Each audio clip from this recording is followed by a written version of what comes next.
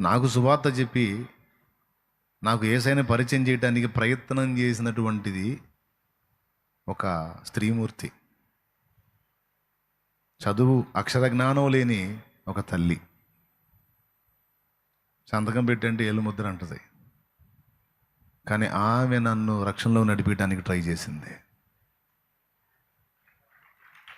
నా కోసం ప్రార్థించడమే కాదు, నాకు యేసయ్యని పరిచయం చేయడానికి చాలా తప్పించింది. ఫలితంగా నేను క్యాచ్ అయ్యాను.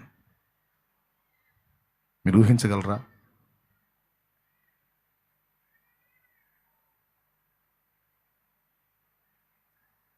మీరు ఊహించగలరా?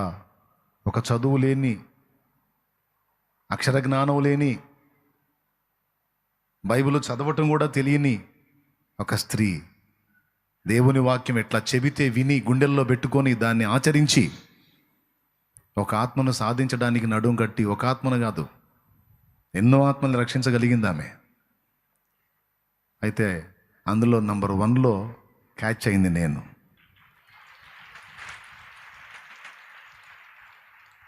దీన్ని బట్టి మీకేం అర్థమైంది? చర్చికి వెళ్ళి ఆదివారం పూట కాసేపు కూర్చొని 4 ముక్కలు దేవుని వాక్యం విని సంకలో బైబిల్ పెట్టుకొని హల్లేలూయా అనుకుంటూ ఇంటికి వచ్చి బైబిల్ ఆడ పడేసి ఏదో మన బతుకు మనం బతకడం కాదండి. మళ్ళీ ఆదివారం రాగానే అనుకుంటా దులుపుకొని బైబిల్ తెచ్చుకోవటం కాదండి. అది కాదండి బతుకు. కష్టపడు, పని చేసుకో. ఆమె కూడా టిఫిన్ కొట్టు. ఆ టిఫిన్ వేసుకొని కుటుంబాన్ని పోషించుకునే తల్లి ఆమె. ఒక పక్క పని చేస్తేనే మరో పక్క ఆత్మల రక్షణ మీద దృష్టి పెట్టింది.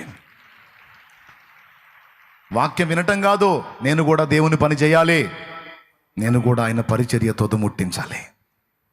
ఒక దర్శనం. ఈరోజు ఏంటి నీ దర్శనం? బిల్డింగ్ కట్టాలనా, పొలం కొనాలనా, స్థలం కొనాలనా, డబ్బు సంపాదించాలనా, లేకపోతే ఏదో ఉద్యోగం సాధించాలనా? ఏంటి నీ విజన్? ఏంటి నీ దర్శనం? ఏంటి? బిడ్డని కనాలనా? అయితే బిడ్డని కంటే హన్నాలాగా ఇష్టపడి కను. అన్న ఒక విజన్ కలిగి ఉంది.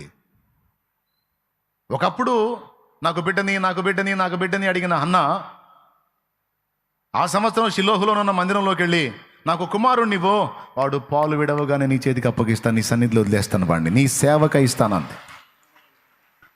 అంతకుముందు ఆమెకి లేని విజన్ ఇప్పుడు ఎలా వచ్చింది? ఏలీ కుమారుల యొక్క ఆగడాలు చూసింది,